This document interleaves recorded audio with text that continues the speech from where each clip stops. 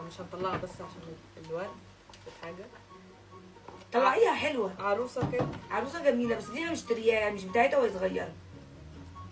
البندانه بتاعتها اتقلعت بس. ماشي خلاص، اتبهدلت خالص. ماشي هاتي يوريها له في وقت تاني. والسليبر ده،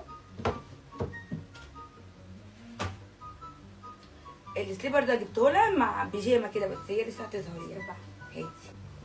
ودي الحاجات اللي شفتوها في الصور. ايوه دي بقى الصور يعني بصوا، هي كانت عندها صور كانت لسه مفرجاني عليها، فهي سالتني على الجزمه والفستان، بس احنا ما لقيناش الدرس، فما لقيتش الدرس، جبت لها ده والفستان بقى التاني اللي انتوا شفتوه. بصوا اموره قوي، عامله القصه كده، افتكرتيها؟ اهي البيجامه اهي، دي جبتها لها مع السليبر.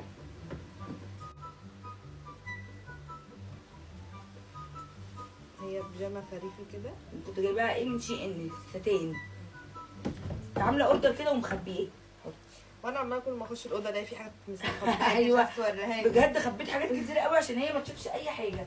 طلعيه بقى. بصوا يا جماعه، على فكره عايزه اقول لكم حاجه، ده كده ابو بتاعي برضو زينه، اقسم بالله كانت اشيك بنت. بصوا الجمال، بصوا كنت بجيب لها حاجات غاليه ازاي وحلوه. بصوا كان معاها الطاقيه بتاعته، بس كانت الطاقيه كانت جميله والله، كنت بحب قوي لبسها وهي صغننه. بصوا حاجه من حاجتها خالص، حاجتها كلها موجوده. الدنيا اتبهدلت.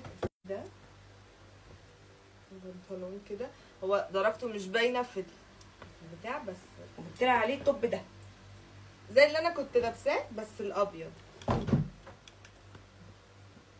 يوم يا زينه والله العظيم اللعبه دي. بصوا كانت منين، وريها لهم. كده بدور دي هي مفتوحه، دي قديمه عندي.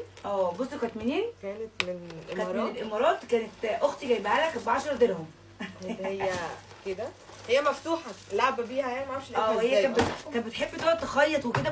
بقول لكم طلع عيني عشان اجيبها، دي بقى لها سنين متشاله، وكانت بتحب الكرتون ده قوي فجبته لها. كانت على طول بتلعب بنك الحظ، فبرضه جبت لها بنك الحظ. يعني انا كنت حابه الفكره ان انا افكرها بذكرياتها والحاجات اللي هي كانت بتحبها.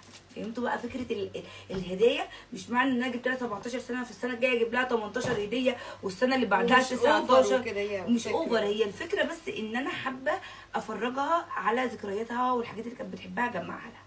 هديه بقى ايه؟ الدرس اهو ده كان في وسط الهدوم بتاعتها. ده بقى نعمل له فيديو كده وهي بتفتحه، نعمل انبوكسنج. كفرين دول فينش كده، دول كده الهدايا بتاعتي انا. لسه بقى في ورا، بصوا دول كلهم هخليها نعمل تاني وتفتح الهدايا وتقول لكم بقى كل واحد جاب ايه. بس حبيت افتح اول حاجه الهدايا بتاعتي انا عشان انا صرفت وكلفت. تمام.